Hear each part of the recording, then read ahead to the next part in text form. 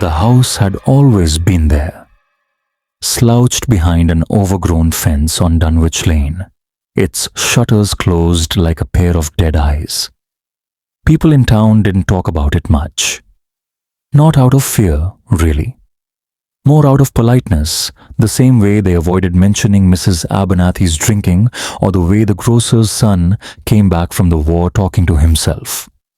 Still, no one walked past it after dark. Children dared each other to touch the iron gate. Most ran away laughing. No one ever entered. It wasn't forbidden, just avoided. Nina moved into town in early autumn. She was a quiet girl, the kind who smiled too quickly, and always carried a notebook she never let anyone read. A freelance researcher, she told the librarian, interested in local folklore. The librarian smiled politely. They all did. She rented a small apartment above the bakery and asked the neighbors careful questions about history, about ghosts, always with a curious tone, never too intense. When she asked about the house on Dunwich Lane, people looked away. Oh, that old place, empty for years, nothing worth writing about. You're better off focusing on the church cemetery. More history there. But Nina was drawn to the house, as if it had already decided she belonged to it. On a grey afternoon, with wind scraping dry leaves across the sidewalks, she stood at the gate, pen and notebook in hand. There was no dramatic storm, no thunder, just the soft hush of air that smelled faintly of rot. The gate opened with less resistance than she expected. The front door too. Inside, the house was still, oppressively so, like it had been waiting. Rooms were sparse, dust lay thick on everything, except the floor, which had recent footprints. One set. She moved from room to room, noting faded wallpaper, a cracked mirror in the hall. No portraits, no furniture except a single wooden chair in what might have been a sitting room. It wasn't until she reached the back of the house that she found the basement door. It was smaller than expected, almost hidden behind a crooked armoire. The knob was old brass, cold to the touch. As she opened it, a voice spoke. You shouldn't. It wasn't angry. It wasn't loud. It was tired. Nina paused, but curiosity, as it often does, outweighed caution. She descended. The basement was surprisingly dry. Concrete floor, stone walls. A table stood at the center, and something lay on it. Not quite a book, not quite a box. It pulsed slightly, like it was breathing. She reached out, but froze. The air shifted. A woman stood across the room, where a second ago there had been nothing. Her dress was from another time, stained at the hem. Her face, not disfigured, not monstrous, was just wrong. Too symmetrical. Her eyes too wide. You're here late, the woman said, voice as calm as a lullaby. I'm just writing, Nina replied, though her voice trembled. Yes, that's what the other said too. The basement door slammed shut. Nina ran, of course. She dropped the notebook. She pushed past the woman who didn't move but seemed to follow anyway. When she reached the top step, the house felt larger. Longer, somehow. The door wouldn't open. She doesn't remember much after that. People say Nina moved away suddenly, left her apartment empty. The bakery owner says she stopped by for coffee the morning after her visit. Quiet, pale, with dirt under her nails. She didn't speak, just smiled too quickly. She never asked about the house again. But sometimes, when the wind picks up on Dunwich Lane, the shutters of the old house rattle, like fingers tapping from the inside. And those who listen carefully swear they hear scratching beneath the ground. No one goes down there. Not anymore. Emmeline hadn't expected the house to be so quiet. Her Aunt Margaret's farmhouse stood alone on the edge of a sloping field. its roof leaning as if it were tired from standing too long. The porch creaked, the chimney had split, and ivy curled around the windows like it was trying to hold the house together. Still, it was hers now. The will had been clear. To Emmeline, I leave the house, and one rule, never open the red door in the basement. She laughed when she first read it. It sounded like something out of one of those old ghost stories Aunt Margaret used to scare her with when she was small. But the door was there, just as described. Faded red paint, warped by age. A lock that looked more ceremonial than functional. For a while, she ignored it. She unpacked, she explored the attic, she cleaned cobwebs from crooked picture frames. But the house had a way of circling her back to the basement. Every squeaky floorboard seemed to lead toward it. Every draft came up through its crack. The key appeared on the third day, tucked neatly inside a drawer of the hallway dresser. A drawer Emmeline was certain had been empty before. She held it in her palm for a long time, the metal cold, almost sticky. She told herself she was only curious. After all, what kind of grown woman was afraid of a door? The lock clicked. The door opened slower than expected, as though reluctant to let her in. The stairs wound downward in a way that didn't make sense. The farmhouse wasn't that big, and yet the descent felt endless.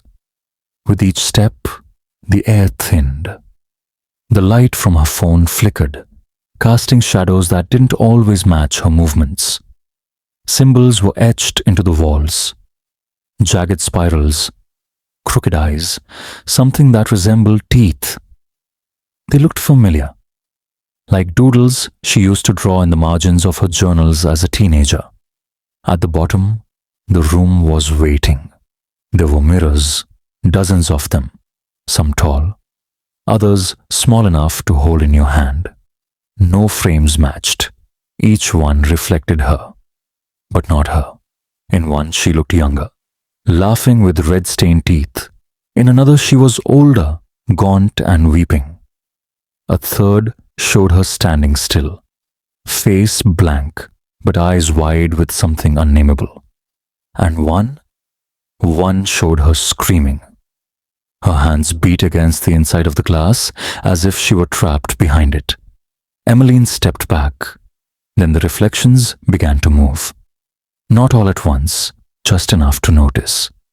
A smile from one, a slow tilt of the head from another. They began to step forward, out of the glass. She ran. The stairs stretched impossibly long. The red door at the top slammed shut before she reached it. The light died behind her.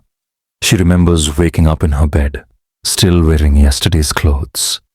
Morning light streamed through the curtains. Everything was quiet again. Maybe it was a dream, she told herself, a vivid hallucination brought on by stress or the isolation of the countryside. Maybe she had imagined it all. But when she went downstairs, the basement door was ajar. The red paint seemed darker, like it had been freshly applied, and in the hallway mirror, her reflection waited. It smiled, slowly, purposefully, and Emmeline, standing there in front of it, did not. No one in Hollow Creek remembered exactly when the school closed. It was just one day. Quiet, overcast, when the gates were locked and the signboard out front was taken down. Some said it was after the children began disappearing. Others claimed there had been no children left at all. The building still stood on the edge of town, 3 stories of brick and ivy, with windows like blind eyes and a yard that hadn't seen footsteps in decades. People avoided it, not out of fear necessarily, just the way you avoid the bed you once saw a spider crawl under. Tom knew better, of course. He was from the city, had that confident way about him, like he thought fear was something only people in small towns believed in. A young journalist with a voice recorder, a flashlight, and a strong desire to be the first to get the story. He asked questions in town and got the usual polite dodging. "You're looking in the wrong place," the librarian said, straightening a crooked stack of books. "That school's just old, moldy, dangerous." But one night, when the storm rolled in like a low growl over the hills, Tom decided it was time. The gates weren't locked. The front door, warped from time and rain, gave way with a groan. Inside, the air felt thick, not dusty, but quiet. Like the air in a church when someone is about to speak, but hasn't. Tom moved slowly through the halls. The walls were lined with faded drawings, children's artwork, some torn, some disturbingly intact. A stick-figure teacher loomed over red-eyed students. A crayon sun hung black in the sky. He passed rooms with doors half open. Inside, overturned desks, forgotten books, a world that had stopped mid-sentence. Then came the sound. Soft laughter. Light, lilting, and wrong. He followed it, though he would later swear his feet moved before his mind did. At the end of the hallway was a single classroom. The door was ajar. Inside, the candle flickered. Not because of the wind, but like it was breathing. Around it sat children. Faint outlines. Some faded, some nearly whole. They didn't turn when he entered. Not at first. Then one of them, a boy with no shadow, turned toward him. His face was pale, more sketch than skin, like it had been erased and redrawn too many times. "Stay with us," he said. It wasn't pleading. It was hopeful. Tom tried to back away. He told his legs to move, but the air had thickened like syrup, and his limbs were full of pins. A hand, cold and small, settled on his shoulder. Another voice, another child. "Stay." Behind him, the desks were scraping against the floor, moving into a circle. Tom did the only thing he could. He screamed and ran. Through a side door, down a narrow hallway, into a crawl space that opened to a rusted-out boiler room. There, behind a crumbling wall, he found a narrow tunnel. Too small for comfort, but wide enough for escape. He dragged himself through it, up into the night air, the rain still falling. He didn't go back. No one believed him. He moved away from Hollow Creek. He changed his number. He stopped writing. But sometimes, late at night, when the wind outside his apartment makes the windows tremble, he feels it. A tiny, cold hand on his shoulder. And in dreams, he sees desks forming a circle. A boy with a blank face and a voice that says, not as a threat, but as a promise, "You'll come back. You always do." Dr. Carter hadn't expected the building to still smell like bleach.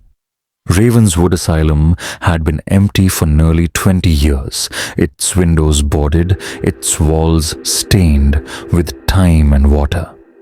But some smells clung longer than memory. He'd taken the job thinking it would be easy. A quiet assignment reviewing patient files before the old place was torn down. Nothing too involved. A paycheck with dust on it. The records were a mess. Crumbling paper, unreadable ink, names he couldn't pronounce and didn't care to. But one file was different. No photograph, no medical history. Only a name crossed out in heavy pen and a single warning typed in uppercase. Do not speak to patient 37. Do not look at patient 37. Do not acknowledge. Patient 37. Carter stared at the note longer than he meant to. He wasn't a superstitious man, but something in the phrasing, not dangerous, not unstable, but don't acknowledge. Gave him pause. He asked around, half seriously. No one knew who patient 37 had been. Maybe a joke from some long-retired orderly. Maybe a legend. The kind of thing people whispered about when lights flickered and the winter winds rolled under doors. Still, the basement was part of the facility. If he was going to be thorough, the rusted door was almost invisible beneath a sagging pipe. A number, 37, had been scratched into it, deep and violent, like someone had carved it with their fingernails. The handle stuck, then gave. The room was small, unnaturally so. No window, no light. One chair, and a sentence scrawled on the wall in something brown and flaking. I'm still here. That night, the building changed. Carter, alone in the office they'd set up for him in the old nurse's wing, heard something at the door. A soft scratching, deliberate, patient. He opened it. Nothing. The hallway was empty, but cold. A kind of cold that seeped inside the skin. In the morning, he found the words written across his desk, not scratched, not inked, but smeared. You shouldn't have opened the door. After that, the building stopped pretending. Files vanished. His belongings moved when he wasn't looking. Voices spoke in rooms he hadn't entered. The lights flickered even when the sun was shining.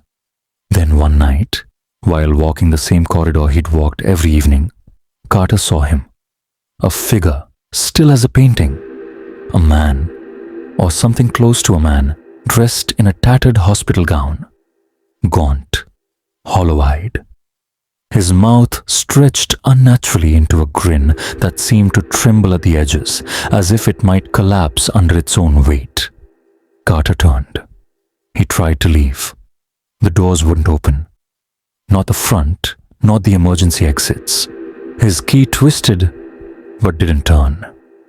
And the whispers were louder now. They filled the rooms, the ceilings, the floorboards. They said things he couldn't understand. He never made it out. When the demolition team arrived the following week, they found most of the building in shambles, but the basement was still intact. In the far room, slumped in the chair, sat a man in a white coat. His face was twisted in frozen terror, and on the wall, freshly written in deep, wet red, Patient 38.